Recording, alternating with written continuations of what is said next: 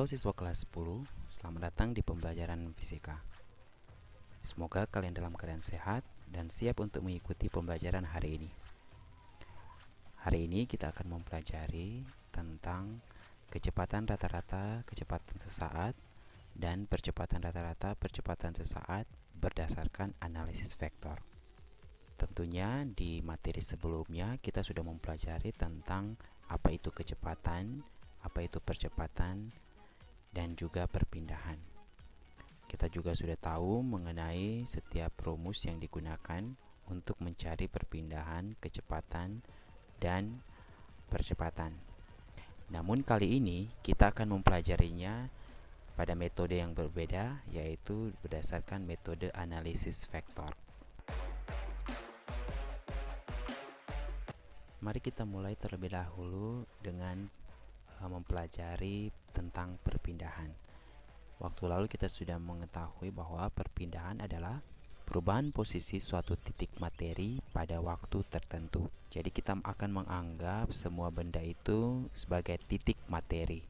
Nah, untuk membahas perpindahan ini pada berdasarkan analisis vektor, itu berarti kita akan membahasnya ke dalam dua dimensi, yaitu sumbu X dan sumbu Y.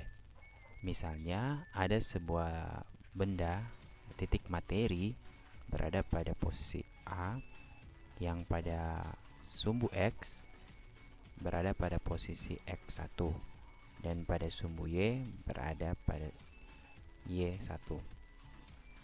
Titik materi ini akan berpindah ke posisi B yang di arah sumbu X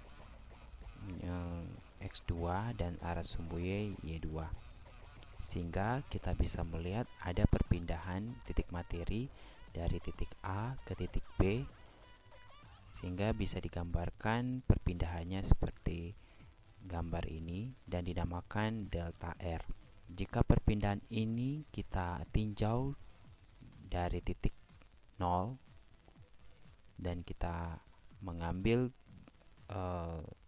garis lurus ke titik A dan kita namakan R1, dan juga di titik B kita ambil garis lurus dari titik 0 dan kita namakan R2, maka berdasarkan penjumlahan vektor maka kita bisa dapati bahwa R1 ditambah dengan delta R sama dengan R2.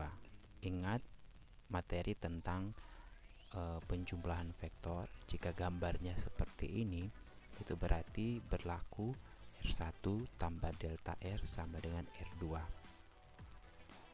Nah, dari persamaan ini kita bisa dapatkan untuk mencari delta R-nya, mencari perpindahannya, itu berarti kita bisa tuliskan delta R sama dengan R2 dikurangi dengan R1. Ini adalah vektor posisi, vektor atau vektor perpindahan dari benda atau titik materi ini. Nah, besar dari perpindahan ini kita bisa dapatkan dengan rumus ini. Kita hanya menambahkan tanda mutlak pada delta R. Tanda mutlak ini berarti nilainya atau besarnya posisi atau perpindahan. Selanjutnya juga vektor posisi dari vektor perpindahan delta R ini kita juga bisa dapatkan dengan menggunakan rumus ini, yaitu delta R sama dengan X2 kurang X1 I tambah Y2 kurang Y1 J. I dan J ini menyatakan bahwa X1 kurang X2 kurang X1 itu berada pada sumbu X atau pada vektor X, sedangkan Y2 kurang Y1 itu berada pada sumbu Y. I dan J ini tidak memiliki nilai. Ini sudah kita pelajari terlebih dahulu di materi tentang analisis vektor. Selanjutnya, untuk mendapatkan besar dari perpindahan ini, kita bisa mendapatkannya dengan menggunakan rumus ini. Kita menambahkan akar dari X2 kurang X1 pangkat 2 tambah Y2 kurang Y1 tambah pangkat 2. Ini adalah besar dari posisi atau perpindahan. Selanjutnya kita akan mempelajari tentang kecepatan rata-rata. Seperti yang kita telah pelajari terlebih dahulu, bahwa kecepatan rata-rata itu adalah hasil bagi perpindahan dengan selang waktu tertentu. Dan kecepatan rata-rata mempunyai rumus umum, yaitu VRT atau kecepatan rata-rata sama dengan delta R per delta T. Perubahan kedudukan atau perubahan posisi dibagi dengan perubahan waktu. Sehingga boleh dituliskan juga R2 kurang R1 bagi dengan T2 kurang T1. Ini adalah rumus umum dari kecepatan rata-rata. Tetapi jika kita menggunakan analisis vektor, rumus dari kecepatan rata-rata juga boleh dicari seperti ini. V rata-rata sama dengan Vxi tambah Vyj. Vxi ini adalah kecepatan terhadap sumbu X, ditinjau terhadap sumbu X. Kemudian Vy adalah kecepatan yang ditinjau dari sumbu Y. Nah, kalau kita masukkan rumus dari kecepatan itu sendiri berdasarkan rumus umum kecepatan ini, maka vektor kecepatan rata-ratanya akan berubah menjadi seperti ini. Vektor kecepatan rata-rata sama dengan perubahan posisi di sumbu X, perubahan posisi di sumbu X atau singkat delta X dibagi dengan perubahan waktu, ditambah dengan perubahan posisi terhadap sumbu Y yang disingkat dengan delta Y dibagi dengan perubahan waktu. Inilah vektor kecepatan rata-rata.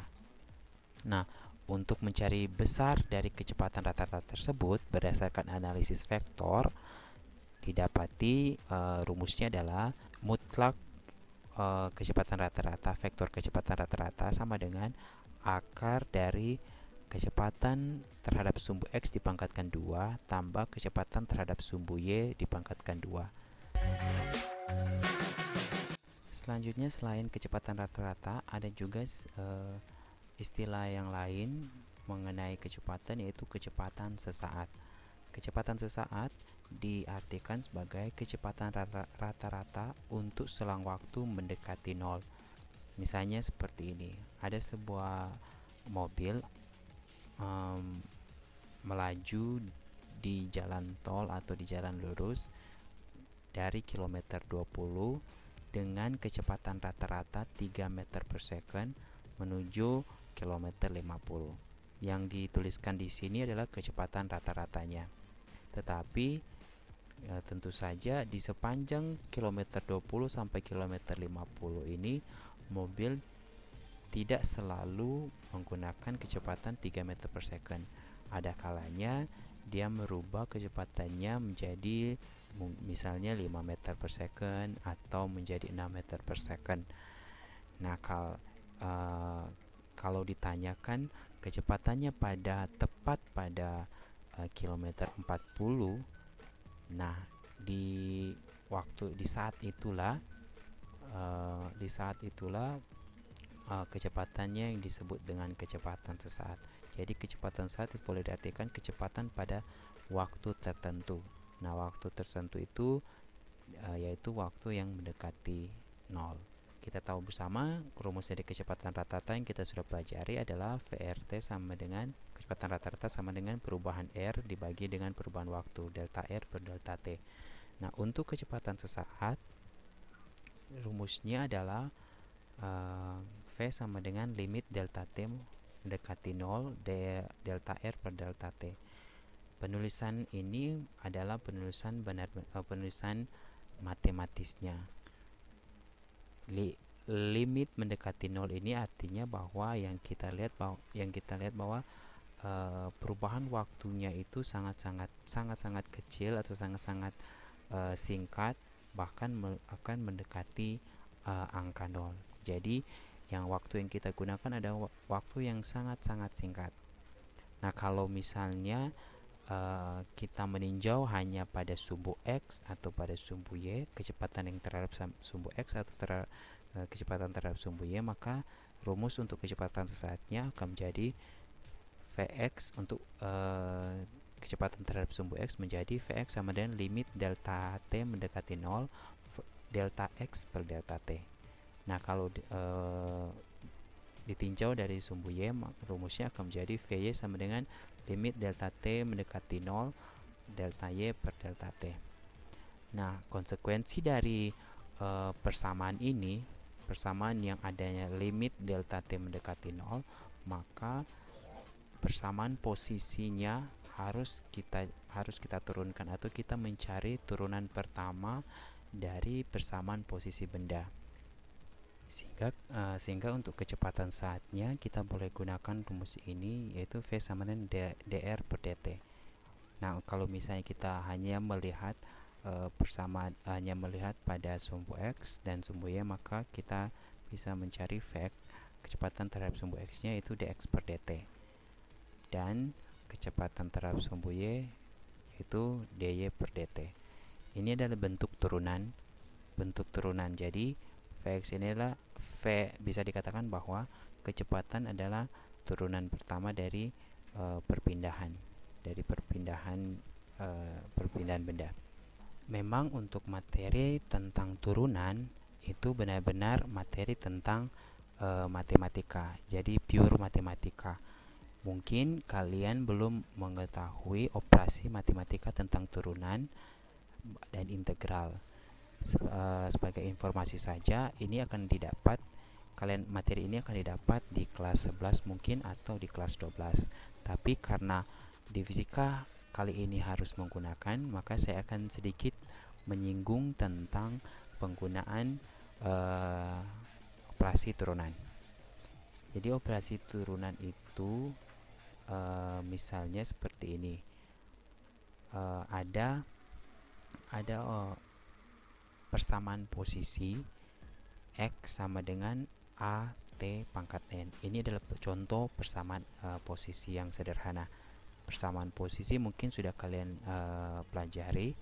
Nah, untuk mendapatkan turunan pertama dari persamaan posisi yang ini, kita gunakan rumus rumus turunan, yaitu dx per dt sama dengan n kali A kali T pangkat N kurang 1. Jadi dx per dt ini adalah simbol turunan. Nah, untuk mendapatkan turunan pertama dari persamaan ini, kita bisa tuliskan seperti ini. Rumusnya yaitu N yang ada di sini, yang pangkat N yang ini kita turunkan ke bawah, kemudian kita kalikan dengan A, N kali A kali T pangkat N yang ini kita kurangi 1. Ini rumus umum untuk turunan, materi turunan di mata pelajaran matematika. Misalnya ada persamaan posisi seperti ini. X sama dengan 2T pangkat 2 tambah 4T pangkat 3 tambah 5T. Mungkin ini sudah kalian tahu persamaan posisi seperti ini. Nah, untuk mendapatkan dx dt-nya, kita langsung gunakan rumus yang warna merah ini. Nah, seperti ini. Untuk 2T pangkat 2, kita sesuai dengan rumusnya, 2 ini kita turunkan ke bawah, kemudian kalikan dengan 2 yang ini kali T pangkat 2. 2 yang ini kita kurangi 1. Begitu juga dengan 4T pangkat 3 ini. 3 ini kita turunkan ke bawah kali 4, kemudian T pangkat 3 ini kurangi 1 sesuai rumus. Kemudian tambah dengan ini kan T ini sebenarnya pangkat 1. Nah, angka 1 yang di sini harusnya ada, kita kalikan dengan 5, T pangkat 1 kurang 1. Nah, ini sesuai rumusnya, kita tulis seperti ini. Kemudian kita selesaikan. 2 kali 2 ini bisa diselesaikan, 2 kurang 1 ini bisa diselesaikan. Begitu juga dengan 3 kali 4 ini bisa diselesaikan, 3 kurang 1 bisa diselesaikan. Begitu juga dengan ini. Maka dx per dt nya jadinya seperti ini. 2 kali 2 sama 4, T pangkat 2 kurang 1, 1. Begitu juga ini, 3 kali 4, 12, T pangkat 2 sama dengan T pangkat 2 ini dapat 3 kurang 1. Seperti ini dx dt nya, dan kita sederhanakan lagi. Jadi seperti ini, 1 itu tidak perlu ditulis lagi, jadi 4T tambah 12T pangkat 2 tambah 5, karena T pangkat 0 itu hasilnya pasti 0. Ini contoh dari penggunaan turunan. Nah, penggunaan turunan inilah yang akan kita gunakan pada materi ini, karena biasanya di soal akan disajikan persamaan posisi seperti ini. Dan persamaan posisi seperti ini. Kemudian kalau kita mencari vektor kecepatan sesaatnya, kita gunakan rumus ini, yaitu V sama dengan dx per dt I tambah dy per dtj. Jadi gabungan dari turunan pertama terhadap sumbu x dan turunan pertama terhadap sumbu y, turunan posisinya. Kemudian besar, kalau kita mencari besar kecepatannya dengan menggunakan rumus ini, mutlak V sama dengan akar Vx kuadrat tambah Vy kuadrat. Nah, mari kita melihat membahas tentang contoh soal untuk kecepatan sesaat ini. Yaitu misalnya ada sebuah benda bergerak dengan persamaan posisi sebagai berikut. R pada waktu T sama dengan T kuadrat 2T kuadrat kurang 5T tambah 3I tambah T kuadrat kurang 3 kurang 2J dengan R dalam meter dan T dalam second. Tentukan kecepatan benda saat T sama dengan 8 second. Otomatis kalau ditanyakan kecepatan benda saat T sama 8 second, itu berarti kita akan mencari kecepatan sesaat dari benda ini. Ya, hal-hal yang pertama yang kita lakukan adalah menuliskan yang diketahui. Yang diketahui di situ adalah persamaan perpindahannya yaitu tadi RT, kemudian waktunya sama 8 second. Yang ditanya adalah kecepatan sesaat. Penyelesaiannya kita akan gunakan rumus yang ini, karena dalam soal itu yang diketahui adalah persamaan posisi terhadap sumbu X yang ini, yang 2T kuadrat kurang 5T tambah 3 ini adalah persamaan posisi terhadap sumbu X. Itu dilihat dari sini. Kalau ada I seperti ini, berarti yang di dalam tanda kurung ini adalah persamaan posisi terhadap sumbu X. Begitu juga dengan yang T kuadrat kurang 3 kurang 2, ini adalah persamaan posisi terhadap sumbu Y, karena di sini ada J-nya yang mengartikan bahwa ini adalah sumbu terhadap sumbu Y. Nah, kita langsung masukkan saja ya terhadap posisi terhadap sumbu X itu. Yang X ini kita ganti dengan yang ini, yang 2T kuadrat kurang 5T tambah 3. Begitu juga dengan Y yang ini kita ganti dengan yang ini, T kuadrat kurang 3T kurang 2J. Nah, dari sini kita akan mencari turunan pertama dari 2T kuadrat kurang 5T tambah 3I, dan juga turunan pertama dari T kuadrat kurang 3T kurang 2 dengan menggunakan rumus yang ini yang saya sudah jelaskan tadi, rumus untuk mencari turunan pertama. Nah, dari sini kita bisa dapatkan turunan pertama dari 2T kuadrat kurang 5T tambah 3 itu jadinya seperti ini, yaitu kalau untuk yang 2T kuadrat tambah 5T kurang 5T tambah 3I itu turunan pertamanya dapat 4T kurang 5I. Sementara untuk 2T kuadrat kurang 3T kurang 2, turunan pertamanya adalah 2T kurang 3I dengan menggunakan rumus ini ya. Sehingga ini yang V sama dengan 4T kurang 5I tambah 2T kurang 3J itu adalah vektor kecepatan untuk soal ini. Vektor kecepatan untuk soal ini. Nah, dari sini kita bisa tentukan nanti kecepatan benda itu terhadap sumbu yang ditanyakan pada waktu T sama dengan 8 second. Berarti kita mencari kecepatan saatnya, kecepatan pada 8 second. Nah, kita tinggal ganti saja yang nilai T ini dengan 8. Sehingga didapati kalau misalnya kita ganti dengan 8 second berarti 4 kali 8 dikurangi 5i tambah 2 kali 8, T-nya ganti 8 dikurangi 3. Kita selesaikan matematikanya. Akhirnya dapat kecepatannya. Kecepatannya adalah 27i tambah 13j meter per second. Ini adalah kecepatan analisis vektornya ya, vektor kecepatannya. Tapi kalau mencari kecepatannya terhadap sumbu x, Vx-nya adalah, lihat saja di sini, berarti 27. Yang ini x, berarti 27 meter per second. Itu terhadap sumbu x.